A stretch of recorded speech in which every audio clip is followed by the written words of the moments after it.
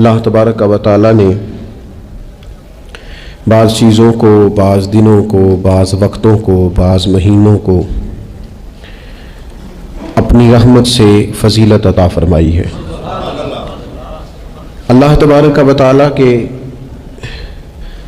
ان مخصوص دنوں کو فضیلت عطا کرنے میں ہم گناہگاروں کا بہت ہی زیادہ فائدہ ہے۔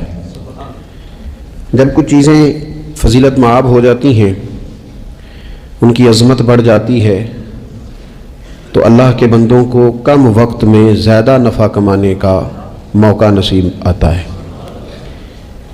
نبی اکرم نور مجسم شفیع معظم صلی اللہ تعالیٰ علیہ وسلم کی امت کو اللہ تعالیٰ نے بہت ساری ایسی چیزیں اپنی رحمت سے دی ہیں کہ جن میں عمل تھوڑا ہے، اجر زیادہ ہے۔ اس کا نتیجہ یہ نکلتا ہے کہ انسان تھوڑے وقت میں، تھوڑے ٹائم میں، تھوڑی مصروفیت میں اپنے رب کریم کے بارگاہ سے زیادہ اجر کا مستحق ہو جاتا ہے۔ انہی مقدس، معتبر، معنی خیز ایام میں ایک بڑی فضیلت، زیادہ عظمت والا مہینہ ماہ رمضان المبارک ہے۔ قرآن مجید نے صراحت کے ساتھ اس ماہ مقدس کا نام لیا ہے۔ کیا معنی ہے؟ کہ یہ وہ مقدس مہینہ ہے جس کا میرے رب کریم نے نام لیا ہے، اللہ نے نام لیا ہے۔ شہر رمضان الذی انزل فیہ القرآن، فرمایا رمضان کا وہ مقدس مہینہ ہے جس میں اللہ نے قرآن نازل فرمایا ہے۔ اس ماہ نور، ماہ سرور کا نام نامی اللہ تعالیٰ نے قرآن مجید کے اندر ذکر فرمایا۔ حضرت سلمان فارسی رضی اللہ تعالیٰ عنہ ارشاد فرماتے ہیں کہ شعبان المعظم کا آخری دن تھا، اگلے دن رمضان شروع ہونے والا تھا کہ رسول پاک علیہ السلام نے ہمیں رمضان کی فضیلت پر خطبہ ارشاد فرمایا۔ آپ اس بات کو غور سے سمجھیے کہ ایسا مہمان جس کے آنے سے پہلے اس کی فضیلت بیان کی جا رہی ہے، اور فضیلت کون بیان کر رہا ہے؟ امام الانبیاء صلی اللہ تعالی علیہ وسلم۔ یہ صرف ہمارے دلوں کے اندر، امت کے دلوں کے اندر اس ماہ مقدس کی فضیلت کو اور اس کی عظمت کو بٹھانے کے لیے کہ پوری طرح تم اپنے ذہن میں اور اپنے دل میں ایک بات بٹھاؤ کہ ایک عظمتوں والا مہینہ تم پر سایہ فگن ہونے والا ہے، عظمتوں والا۔ حضور نے ایک دن قبل اس کی فضیلت بیان۔ ہمارے ہاں یہ ہوتا ہے کہ ہم کسی چیز کی اہمیت کو لیتے ہیں لیکن سمجھتے ہیں کہ یہ کوئی روٹین ورک ہے، یعنی نارملی ہر سال رمضان شریف آتا ہے، اپنے وقت کے حساب سے چاند بدلتا ہے اور اپنے وقت پر رمضان شریف آ جاتا ہے۔ ہم سمجھتے ہیں کہ مطلب روٹین کا ایک معاملہ ہے، ایک روٹین کی چیز ہے۔ لیکن اگر آپ اس کو اس نظر سے دیکھیں گے نا کہ اس مہینے کے آنے سے پہلے، یعنی ابھی ایک دن بعد آنا ہے رمضان کو، اور آنے سے پہلے حضرت سلمان فارسی فرماتے ہیں کہ نبی پاک نے ہمیں باقاعدہ بلا کے خطبہ دے کے رمضان کی عظمت ہمارے دلوں میں بٹھا، یعنی فکری طور پر اور ذہنی طور پر امت کو تیار کیا۔ فرمایا تم پر ایک ایسا مہینہ سایہ فگن ہونے والا ہے جو مبارک ہے تمہارے لیے، باعث برکت ہے تمہارے لیے۔ تم اپنے آپ کو ذہنی طور پر تیار کرو کہ ایک ماہ نور تمہارے قریب آ رہا ہے۔ جو رمضان، اسلامی عبادات جتنی بھی ہیں نا، وہ مخصوص پوجا پاٹ نہیں۔ اسلامی عبادات میں سے کوئی عبادت بھی ایسی نہیں جس کا مقصد یہ ہو کہ آپ نے اتنے وقت سے لے کر اتنے وقت تک فلاں عمل کرنا ہے۔ جتنی بھی عبادات ہیں اسلامی، وہ اپنے دامن میں کوئی نتیجہ رکھتی ہیں، کوئی رزلٹ رکھتی ہیں، اس کے ثمرات انسانی زندگی پر مرتب ہوتے ہیں۔ انسان کو تزکیہ نصیب ہوتا ہے، اس کے باطن کو صفائی نصیب ہوتی ہے، اسے خیر کرنے کا موقع ملتا ہے، تربیت کے بہت سارے مواقع اس میں پائے جاتے ہیں، بہت سارے اسرار و رموز کے ساتھ اسلامی عبادات ہیں۔ یہ جو رمضان المبارک ہے نا، یہ جو روزہ ہے، یہ روزہ اپنے دامن کے اندر تربیت رکھتا ہے، تربیت۔ یا ایھا الذین آمنوا کتب علیکم الصیام کما کتب علی الذین من قبلکم لعلکم تتقون۔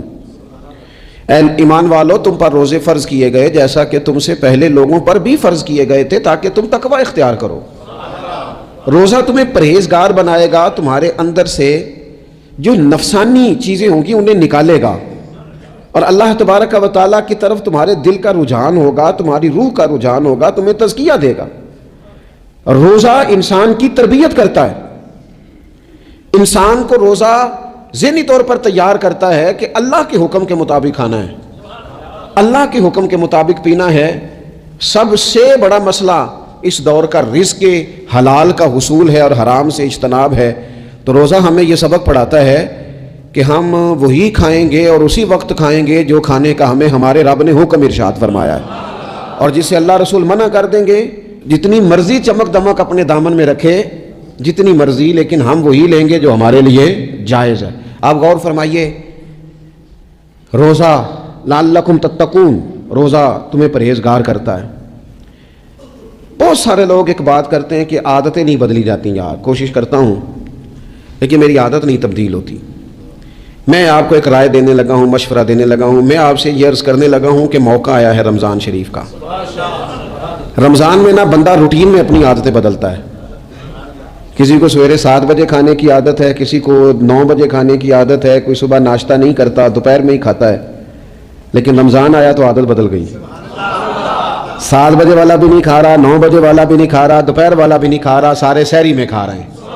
عادت بدل گئی، بالکل طبیعت بدل گئی، روٹین چینج ہو گئی. کوئی اٹھ رہا تھا صبح فجر میں اللہ کی توفیق سے، اللہ تعالیٰ معاف فرمائے، تو کچھ ایسے بھی تھے جو 9-10 بجے اٹھ رہے تھے، کچھ الحمدللہ فجر پڑھ کے چلو کسی وجہ سے پھر سو گئے، 10-11 بجے اٹھ رہے تھے، روٹین بدلی ہوئی تھی. رمضان آیا تو بدل گئی، سارے سحری میں اٹھ رہے ہیں. تہجد کے وقت سب کی آنکھ کھل رہی ہے. بالکل روٹین بدل گئی، حالات بدل گئے، معاملات تبدیل ہو گئے، اوقات تبدیل ہو گئے، دفاتر کے ٹائم تبدیل ہوئے، اسکولوں کے نظام تبدیل ہوئے، مدارس کے اوقات تبدیل ہوئے، ہر چیز کے اندر تبدیلی آئی. معنی کیا ہے کہ اللہ نے تمہیں موقع دیا ہے کہ عادتیں بدلی جا سکتی ہیں، اپنے آپ کو تبدیل کیا جا سکتا ہے، لائف سٹائل کو چینج کیا جا سکتا ہے. یہ موقع آیا ہے.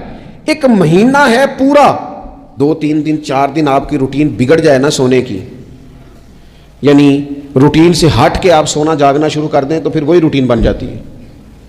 پھر اسی ترتیب سے انسان سارے کام کرتا ہے. تو رمضان میں روٹین چینج ہوگی، سارے تہجد میں اور سحری میں اٹھیں گے. تو اللہ کرے نا یہ روٹین قائم رہے. رمضان میں تو اٹھتے تھے سحری کرنے کے لیے، تو اللہ کرے روٹین بن جائے اور سارا سال اٹھیں تہجد کی نماز ادا کرنے کے لیے.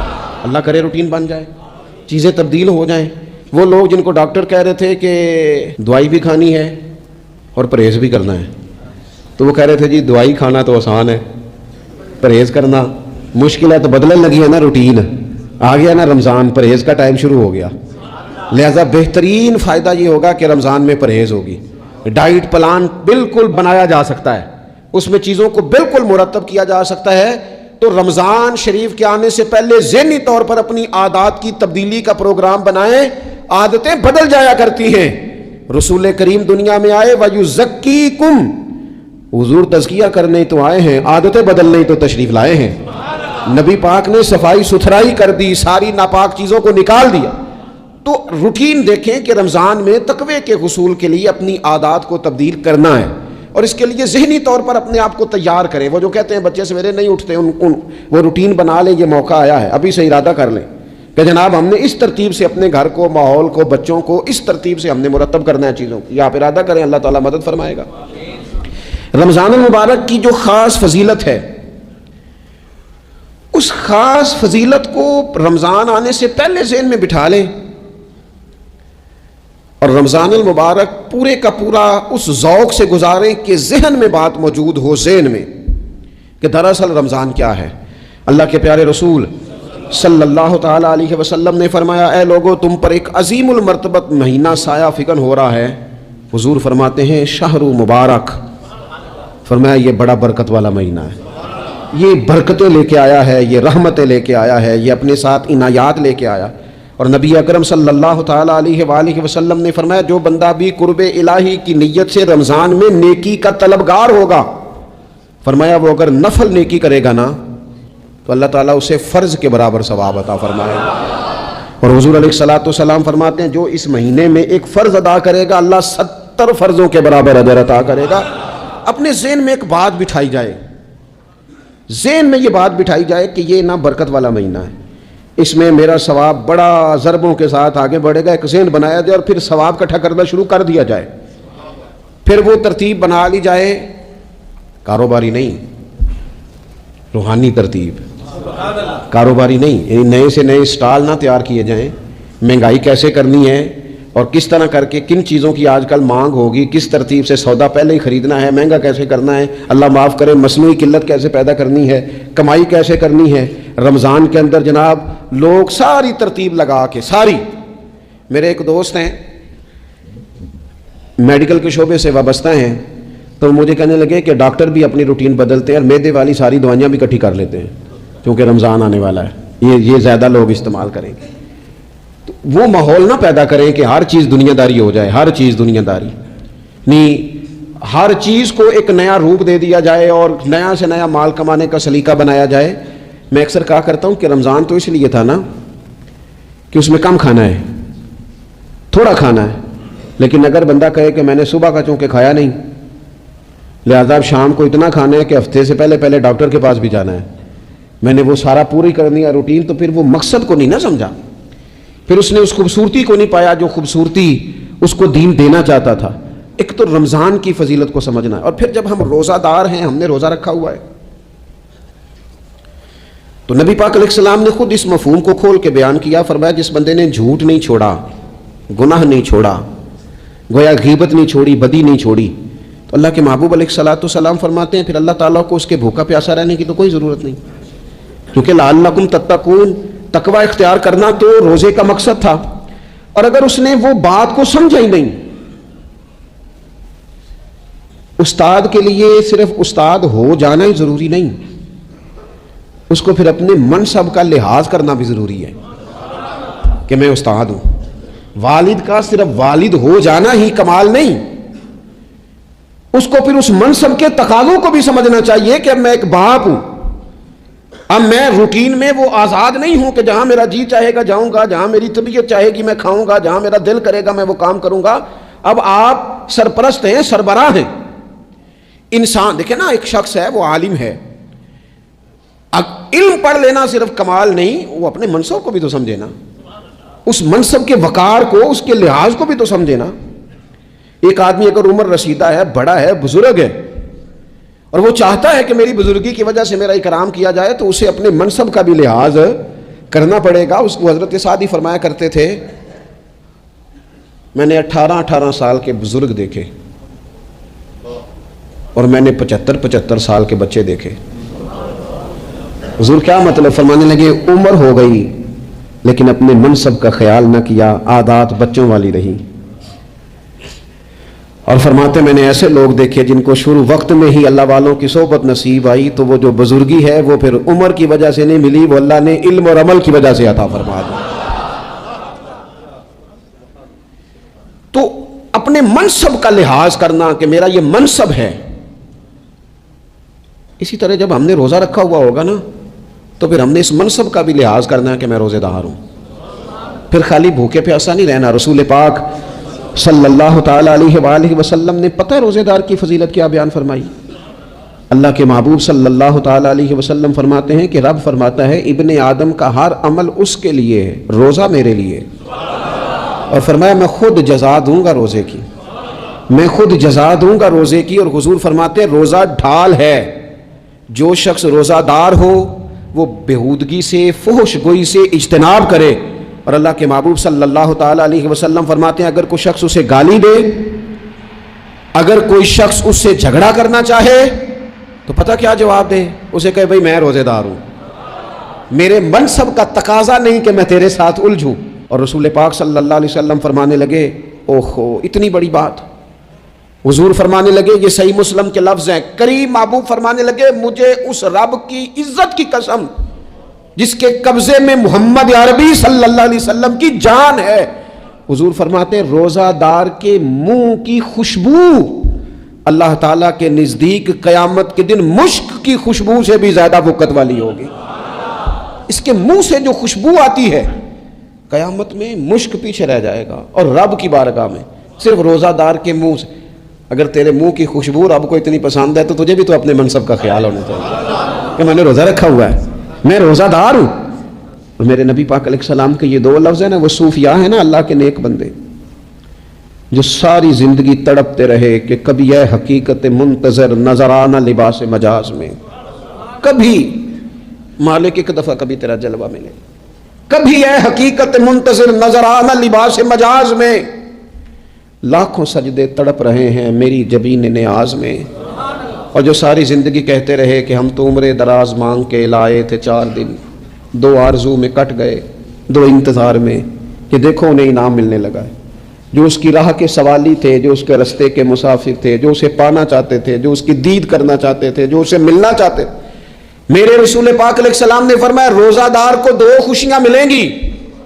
ایک خوشی اس وقت ملتی ہے جب وہ افطار کرتا ہے، اور فرمایا ایک خوشی اس وقت ملے گی جب وہ اپنے رب سے ملاقات کرے گا، جب وہ اس سے ملے گا، تو اس وقت روزہ دار کو خوشی ہوگی۔ میرے دوستو، خوشی تو جو ہوگی سو ہوگی، لیکن یہ لفظ بڑے حسین نہیں کہ روزہ دار کی رب سے ملاقات ہوگی، یہی لفظ بڑے باکمال نہیں۔ ایک روایت میں تو یہ ہے نا کہ روزہ میرے لیے ہے، میں اس کی جزا دوں گا، اور ایک روایت میں یہ ہے کہ روزہ میرے لیے ہے اور رب فرماتا ہے میں خود روزے کی جزا ہوں، یعنی باقی نیکیوں پر ثواب ملے گا، روزہ رکھنے والے کو رب رحمان ملے گا۔ نبی اکرم صلی اللہ تعالی علیہ وسلم کے امت کے صوفیاء نے نا کچھ چیزوں کو بڑا کھولا ہے۔ عارف رومی کہتے ہیں کہ ایک دن نا محمود غزنوی نے خزانوں کے دروازے کھول دیے اور فرمایا بھائی میں نے آج ہر چیز کھول دی ہے، جو جس چیز پہ ہاتھ رکھے گا وہ اسی کی ہو جائے گی۔ لوگ دوڑے، کوئی سونے کی طرف، کوئی چاندی کی طرف، کوئی جائیدادوں کی طرف، کوئی خزانے کی کنجیوں کی طرف، کوئی بڑے بہترین گھوڑے اور اونٹوں کی طرف، لوگ دوڑ گئے، جو جس پہ ہاتھ رکھے گا اسی کا۔ سب بھاگ گئے، ایاز بیٹھا ہے، نہ وہ حسن میں رہی شوخیاں، نہ وہ عشق میں رہی گرمیاں، نہ وہ غزنوی میں تڑپ رہی، نہ وہ خم ہے زلف ایاز میں، وہ لذتیں کہاں۔ ایاز چپ کر کے بیٹھا ہے۔ پھر محمود نے ایاز کی طرف مخاطب کر کے کہا ایاز اٹھنا نہیں، آج لوٹ سیل لگ گئی ہے، جو جس چیز پہ ہاتھ رکھے گا اسی کی۔ ایاز کہنے لگا بات پکی ہے نا؟ تو محمود خوش تھے، موڈ بڑا اچھا تھا، کہا بالکل پکی ہے۔ تو ایاز کہنے لگے چلو ٹھیک ہے۔ ایاز اٹھے، پیچھے سے جا کے نا تو محمود کے کندھے پہ ہاتھ رکھ دیا، محمود کے کندھے پہ ہاتھ رکھا۔ محمود کہنے لگے یہ کیا بات کا، آپ سے میں نے پوچھا تھا بات پکی ہے، جو جس پہ ہاتھ رکھے گا اسی کا نا۔ تو تھوڑی دیر پہلے مسکراتے چہروں میں آنسو آ گئے، ایاز بھی روئے تو محمود بھی روئے۔ کہا بادشاہ پکا رہنا، وہ جن کو خزانے چاہیے تھے وہ دوڑ گئے، مجھے تو چاہیے۔ لنگ کئی مہینے تے برس گئے تے تیری دید نو دیدے ترس گئے، تیری تو ملے گا۔ تو پھر کہا محمود نے، اس نے کہا میں وعدہ کر چکا تھا، بس ٹھیک ہے، باقیوں کے خزانے اور میں تیرا، طے ہو گئی۔ فرمایا باقی نیکیوں پر ثواب ملے گا، روزہ رکھنے والے کو رب رحمان ملے گا، اللہ کا قرب ملے گا۔ دیکھو نا، وہ خاص انسان کو کیفیت حاصل ہوتی ہے روزے میں، رب کے ہونے کا یقین۔ وہ جو صوفیاء کہتے ہیں نا مراقبہ کرو، وہ نصیب ہوتا ہے۔ یعنی کسی کو کیا پتہ ہے اس کا روزہ ہے کہ نہیں، اکیلا ہے نا گھر میں، فریزر بھرا ہوا ہے، نہیں نہ کھاتا، کیوں؟ اسے پتہ ہے میرا رب میرے ساتھ ہے، میرا رب مجھے دیکھ رہا ہے۔ بس یہ تصور توحید پکا ہو جاتا ہے رمضان، تو پھر اللہ تبارک و تعالیٰ کی بھی خاص رحمت اور کوئی خاص ہی اعزاز۔ حضور فرماتے ہیں جنت کے کئی دروازے ہیں، ایک باب الریان ہے، اس سے صرف روزہ دار گزریں گے۔ آواز ہوگا روزے والے آ جاؤ، وہ آ جائیں گے، فرمایا اس خاص دروازے سے گزرو، جب گزر جائیں گے تو فرمایا بند کر دو بھائی، اور کوئی نہیں گزرے گا یہاں سے، دروازہ ہی مخصوص ہے، ان کا اعزاز ہی ذرا زیادہ ہے۔ تو میرے عزیز، رمضان شریف کے اندر وہ منصب کا بس خیال رکھیں کہ میں روزہ دار ہوں، اس احتیاط کے ساتھ۔ اور دوسری جو رمضان کی چند عبادات ہیں نا، سب سے پہلی تو میں عرض کروں گا تراویح کے حوالے سے یہ بات یاد رکھ لیں کہ نبی پاک علیہ الصلوۃ والسلام نے فرمایا جس نے ایمان اور احتساب کی نیت کے ساتھ رمضان میں قیام کیا، اللہ اس کے پچھلے سارے گناہوں کو معاف فرما دے گا۔ اور ایک مقام پر نبی پاک صلی اللہ تعالیٰ علیہ وسلم نے بیان کیا، یہ مشکات میں موجود ہے، حضور فرماتے ہیں رمضان اور قرآن دونوں قیامت کے دن بندے کی شفاعت کریں گے۔ رمضان کہے گا یا اللہ میں نے اسے دن بھر کھانا کھانے سے باز رکھا، اور تیری بارگاہ کے حکم کے مطابق اس نے اپنے آپ کو ان چیزوں سے بچا کے رکھا۔ اور قرآن کہے گا مالک رات میں نے اسے نیند سے روکے رکھا۔ کیا مطلب؟ اس نے کھڑے ہو کے عبادت کی، اگرچہ اس سے مراد شارحین حدیث نے تراویح بھی لیا ہے، تہجد کی نماز بھی لیا ہے، صلاۃ اللیل بھی لی ہے، لیکن میرے عزیز یہ خاص ربط ہے قرآن مجید کے ساتھ تراویح کا۔ مسنون ہے رمضان کی راتوں میں قرآن مجید اور تراویح کا پڑھنا۔ اگر تھوڑی سی نا طبیعت میں صرف تبدیلی پیدا کی جائے، میں نے دیکھا ہے کہ جو لوگ کہتے ہیں نا میرا وقت بڑا قیمتی ہے، بڑی ساری جگہوں پہ آپ کو بیٹھنا پڑتا ہے، بیٹھیں آپ 2 گھنٹے بیٹھیں، 3 گھنٹے بیٹھیں. میں نے دیکھا ہے لوگ جاتے ہیں کسی دفتر میں تو رات کو ہی چلے جاتے ہیں اس علاقے میں، کھڑے ہیں پاسپورٹ کے دفتر کھڑے ہیں، شناختی کارڈ کے دفتر کھڑے ہیں، امیگریشن کی لائنوں میں کھڑے ہیں. کچھ ذہن تو بنائیں کہ میں نے رات کھڑے رہنا ہے اور اپنے رب کی عبادت کرنی ہے. تراویح کو ذرا ذوق سے آپ اگر تھوڑا ارادہ کر لیں گے نا، یعنی کوئی ایسا مشکل کام نہیں. میری تو رائے یہ ہے کہ پہلے 3-4 دن ذرا جم کے ذہن بنائیں اور تھوڑا سا نا روٹین کو بدلنے کی کوشش نہ کریں. جس امام صاحب کے پیچھے تراویح شروع کریں کوشش کریں ساری وہیں پڑھیں. روٹین بدلنے سے بھی سستی آتی ہے. ایک دن یہاں گئے 2 دن وہاں گئے تو یہ روٹین بدلنے سے بھی بعض اوقات سستی آتی ہے.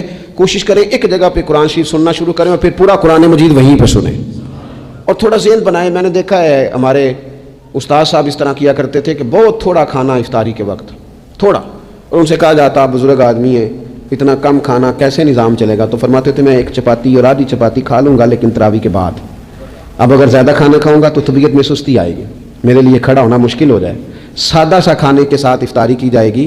اور تراویح کے لیے اپنے آپ کو ذہنی کہاں ٹائم ملتا ہے سارا سال قرآن پڑھنے سننے کا؟ یہ تو اللہ نے موقع عطا فرمایا ہے. تو تھوڑا سا اگر دلچسپی پیدا کی جائے، بڑا سونا قرآن مجید پڑھا جاتا ہے مساجد میں، بچے بڑی خوبصورتی سے، تو اللہ کا شکر ہے جگہ جگہ پہ. اور مساجد کے علاوہ بھی میں نے دیکھا ہے ہم سے لوگ مطالبہ کرتے ہیں کہ ہماری فیکٹری میں رات کو بھی کام ہوتا ہے، اتنے سارے ورکر ہیں تو بچہ کوئی مل جائے قرآن شریف سنائے، فلانی جگہ بھی اتنے لوگ ہیں تو اگر موقع مل جائے تو اگر تھوڑا ذہن بنایا جائے، شوق پیدا کیا جائے تو اللہ تعالیٰ فضل فرماتا ہے، انسان کو طاقت ملتی ہے کھڑے رہنے کی.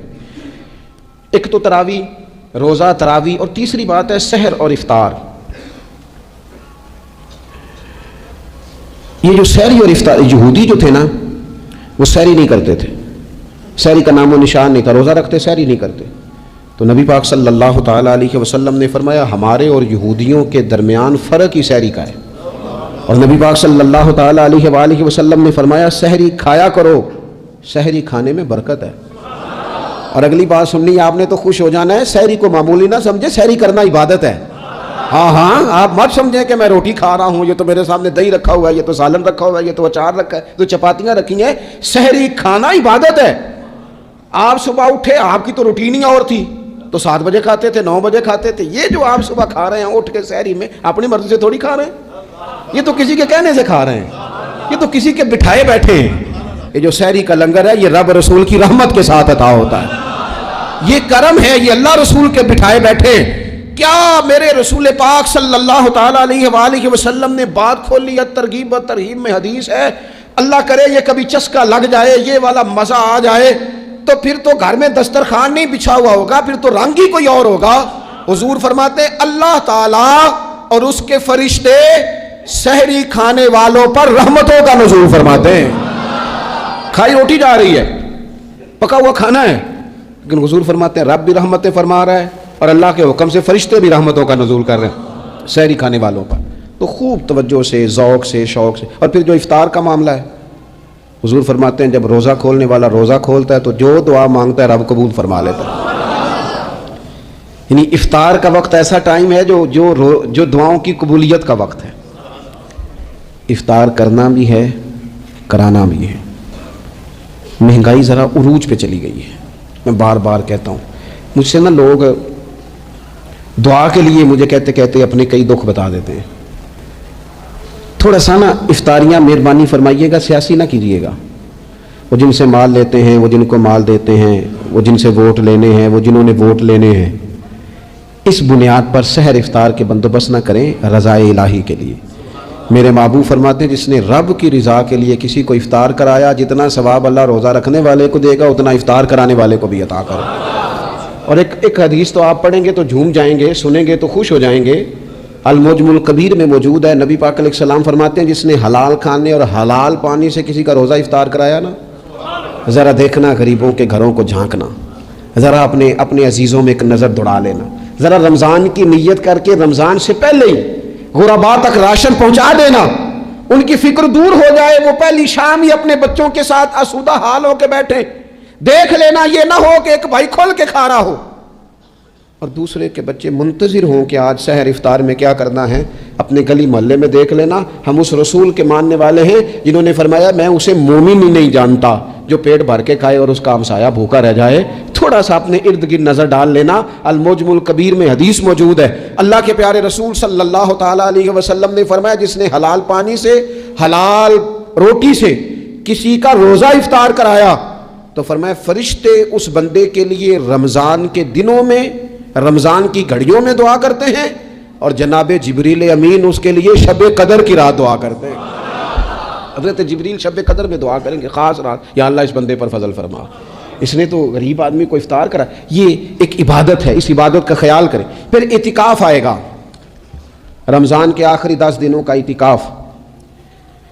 اسلام میں رہبانیت نہیں ہے، لیکن کبھی کبھی سب سے کٹ کے اپنے رب کے ساتھ جڑ جانا، کچھ رات کی عبادتیں، کچھ تنہائی کے اذکار، کچھ درود و سلام کا ذوق، یہ ان ساری خوبصورتیوں میں سے ایک خوبصورتی اعتکاف بھی ہے۔ اللہ کے پیارے رسول علیہ الصلوۃ والسلام ہمیشہ اعتکاف کرتے ہیں، اور حضرت عطا بن رباح رضی اللہ تعالیٰ عنہ کیسی خوبصورت بات ارشاد فرماتے ہیں معتکف تو اس آدمی کی طرح ہے جیسے کسی بندے کو کسی کے ساتھ کوئی کام پڑ جائے نا تو وہ جا کے اس کے دروازے پر بیٹھ جاتا ہے کہ جب تک میرا کام ہوگا نہیں میں جاؤں گا نہیں۔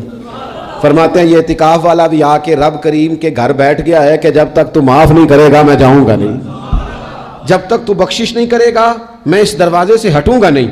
حضرت ابن عباس رضی اللہ تعالیٰ عنہ نبی پاک علیہ السلام کے روضہ انور کی طرف اشارہ کر کے کہا کرتے تھے زیادہ دیر نہیں ہوئی، اشارہ کر کے کہتے تھے زیادہ دیر نہیں ہوئی، اس روضہ مبارک میں آرام فرما۔ رسول رحمت علیہ السلام سے میں نے اپنے کانوں سے سنا ہے، اور جب یہ بات ارشاد فرماتے تھے تو روتے بھی تھے۔ فرماتے ہیں میں نے خود نبی پاک علیہ السلام سے سنا ہے کہ جو شخص اللہ تعالیٰ کی رضا کے لیے ایک دن کا بھی اعتکاف کرے گا نا، اللہ تبارک و تعالیٰ اس کے اور جہنم کے درمیان 3 خندقوں کی آڑ بنا دے گا، اور فرمایا ان کی مسافت زمین و آسمان سے بھی زیادہ ہوگی۔ یہ 3 خندقیں اتنی بڑی جن کی چوڑائی زمین آسمان سے بھی زیادہ ہوگی، ایک دن اعتکاف کر لے تو اللہ اس بندے کو دوزخ سے اتنا دور فرما دے گا۔ بہت سارے لوگ ہیں جن کو بڑا ٹائم ملتا ہے چھٹیاں گزارنے کے لیے، کبھی کسی سیاحتی مقام پر، کبھی کسی سیاحتی مقام پر، خرچہ بھی مل جاتا ہے، کام بھی ہو جاتا ہے، سارے سلسلے بن جاتے ہیں، بڑی بڑی جگہوں پہ لوگ جا کے ٹائم گزارتے ہیں۔ تو ایسا نہ ہو کہ 10 دن اللہ کے گھر میں بھی گزارے جائیں۔ علماء نے لکھا ہے کہ کوشش تو کریں ہر سال اعتکاف ہو، نہ ہو سکے تو چلو چند سالوں کے بعد ہو جائے، اور فرماتے ہیں کہ زندگی میں ایک دفعہ تو اس سنت کو ضرور ادا کرنا چاہیے۔ کوئی بندہ ایسا نہ ہو جو محروم رہ جائے، زندگی میں ایک بار صحیح پر اعتکاف کے ساتھ اپنے آپ کو وابستہ ضرور کرے۔ رمضان المبارک کے اندر آخری عشرہ شب قدر کی تلاش کا عشرہ ہے۔ اللہ کے پیارے رسول صلی اللہ تعالیٰ علیہ وسلم ان 10 دنوں میں خود بھی عبادت کرتے تھے اور گھر والوں کو بھی جگایا کرتے تھے، اور اپنے اہل خانہ کو تاکید فرماتے تھے کہ اٹھو اٹھو، آگے بڑھو، یہ آرام کرنے کے دن نہیں ہیں۔ ہمارے ہاں یہ ہوتا ہے کہ وہ جو آخری 10 دن زیادہ عبادت کے تھے، شب قدر کی تلاش کے تھے، وہ آخری 10 دن سارے بازار میں گزر جاتے ہیں، کپڑے سلوائے جا رہے ہیں، کپڑے خریدے جا رہے ہیں، جوتے خریدے جا رہے ہیں، واپس کیے جا رہے ہیں، دوبارہ لیے جا رہے ہیں، سفر ہو رہا ہے، آنا جانا ہو رہا ہے، عیدیاں بٹ رہی ہیں۔ تو یہ سارے کام جو آخری عشرے میں کرنے ہیں، جو زیادہ عبادت کے دن تھے، وہ سارے کام تو رمضان سے بھی پہلے کر لینے چاہیے۔ کپڑے رمضان سے پہلے خریدے جائیں، پہلے سلوا لیے جائیں، جوتے پہلے لے لیے جائیں، ضرورت کے کام پہلے کر لیے جائیں، جہاں آپ کو جو بانٹنا ہے وہ رمضان سے پہلے کریں۔ وہ مفت کی اپنے دل کو مطمئن کرنا کہ اب میرے پاس یہ بڑے، میں خیر کا کام کرنے نکلا ہوا ہوں، میں عیدی بانٹنے جا رہا ہوں، یہ پہلے بانٹنے تھے۔ یہ عجیب بات ہے کہ جو زیادہ وقت مسجد میں گزارنے کا ٹائم تھا وہ سارا ہم نے ضائع کر دیا، وہ ادھر ادھر بازاروں کی نظر ہو گیا، میل ملاپ کی نظر ہو گیا۔ تو اگر چیزوں کو مرتب کیا جائے، میں تو دوستوں سے کہا کرتا ہوں زکوٰۃ کا حساب، صدقات کا حساب، صدقات فطر کا حساب، جتنے بھی روٹین کے کام ہیں اس کو کوشش کریں رمضان شریف سے پہلے آپ ترتیب دیں، آپ ان چیزوں کو پہلے سے مرتب کریں تاکہ وہ بہترین ہو جائیں۔ ہم تو اس دین کے ماننے والے ہیں جہاں نیت کرو تو اجر شروع ہو جاتا ہے۔ آپ رمضان کی نیت سے جو آج خرچ کریں گے اس کو اللہ تعالیٰ رمضان کے ثواب کے برابر ہی اجر عطا فرمائے گا۔ لیکن وہ ہم نا کچھ لوگ بڑا ایک صاحب مجھ سے کہنے لگے جی میں نے سنا ہے صدقہ فطر آخری عشرے میں ہی دینا چاہیے۔ میں نے کہا آپ کا پروگرام تب دینے کا، اس لیے آپ نے یہ گاڑا کر کے سن لیا، ذرا اس کو آپ نے زیادہ غور سے سن لیا ہے۔ آپ جب ضرورت محسوس کریں، جب آپ سمجھیں کہ کسی کو ضرورت ہے، ضرورت کے وقت کوئی چیز کام نہ آئی تو پھر کب جا کے کام آئی۔ تو میری آپ سے یہ اپیل رہے گی کہ پہلے سے چیزوں کو مرتب کریں، معاملات کو پہلے سے طے کریں۔ وہ لوگ بڑے اچھے ہوتے ہیں جو وقت پر منصوبہ بندی کرتے ہیں، جو چیزوں کو ٹائم پہ مرتب کرتے ہیں۔ وہ ٹائم جو ہمارا بالکل اللہ کی بارگاہ میں حاضری کا ہے، عبادات کا ہے، اگر وہ سارا گاڑیوں کی نظر ہو جائے گا، اسفار کی نظر ہو جائے گا تو ہم نے حاصل کیا کیا؟ ایک بات آخر میں بڑے درد کے ساتھ آپ کی خدمت میں عرض کرنی ہے، ہر سال کہتا ہوں، اس سال بھی کہوں گا، ذاتی اخراجات کو کچھ کم کیا جائے۔ ذاتی اخراجات نہ کچھ لوگوں کے بہت زیادہ ہیں، ان کے اپنے لباس کے، کپڑوں کے، اور وہ اخراج میں نے پچھلے جمعے بھی کہا تھا، اسلام ذبائش کی اجازت دیتا ہے، نمائش کی اجازت نہیں دیتا۔ نمائش والے کام اگر تھوڑے چھوڑ دیے جائیں کچھ بھی نہیں ہوتا۔ میں تو شاید اگر میں سینکڑوں کہہ دوں تو غلط نہیں ہوگا، لیکن بیسیوں تو لوگ ایسے ضرور ہوں گے کہ جو عید ساری سو کے گزارتے ہیں، سارا دن سوئے رہتے ہیں، پتہ نہیں وہ اتنے مہنگے مہنگے کپڑے کس لیے خریدتے ہیں، عید کی نماز پڑھی سو گئے، اور بھئی آپ کا فون بند تھا جو میں سو رہا تھا جی، تو بھئی وہ جو آپ نے 1.5 مہینہ درزی کے پاس آنا جانا لگایا وہ کس مقصد کا؟ رات کوئی پہننا تھا، کوئی پرانا جوڑا پہن لیتے۔ ایسی مصیبت کیا بنی ہوئی تھی؟ اتنے مہنگے کپڑے خریدے، اتنا مہنگا جوتا لیا اور دن سارا سو کے گزار دیا۔ ذاتی اخراجات کم کریں۔ پتہ کیا ہے، فرق بہت بڑھتا جا رہا ہے، بہت بڑھتا جا رہا ہے۔ یعنی ایک جگہ پہ چیزیں پڑی ہیں، خراب ہو گئی ہیں، کھانے کا ٹائم نہیں، پہننے کا ٹائم نہیں، اور ایک جگہ وہ ہے کہ جہاں لوگ دوائی کو ترس رہے ہیں۔ گندم امیر شہر کی ہوتی رہی خراب، اور بچی کسی غریب کی فاقوں سے مر گئی، اور کسی نے کہا تھا کہ غریب شہر تو فاقوں سے مر گیا لیکن امیر شہر نے ہیرے سے خودکشی کر لی، اللہ معاف فرمائے۔ تو بہت ساری جگہوں پہ لوازمات زیادہ ہیں، اخراجات زیادہ ہیں، تکلفات زیادہ ہیں۔ اس رمضان میں مہنگائی کا جو زور ہے، حالات کی جو سنگینی ہے، اور تھوڑا پیچھے جائیں تو غریب علاقوں میں جس قسم پرسی کے ساتھ لوگ اپنا وقت بتا رہے ہیں، اگر صرف امیر لوگ اپنے کچھ ذاتی اخراجات کو کنٹرول کرنے میں کامیاب ہو جائیں تو بڑے سارے لوگ ایسے ہیں جن کے لیے وہ خوشیاں بانٹنے کا ذریعہ بنیں گے، اسباب دیں۔ اور ویسے بھی زندگی سادہ کریں، آسان ہو جائے گی۔ زمین پر چلیں، آپ محسوس کریں گے کہ زندگی بہتر ہو گئی ہے، آسانی والی ہو گئی ہے۔ اللہ کی بارگاہ میں دعا کرتا ہوں اللہ تعالی ہم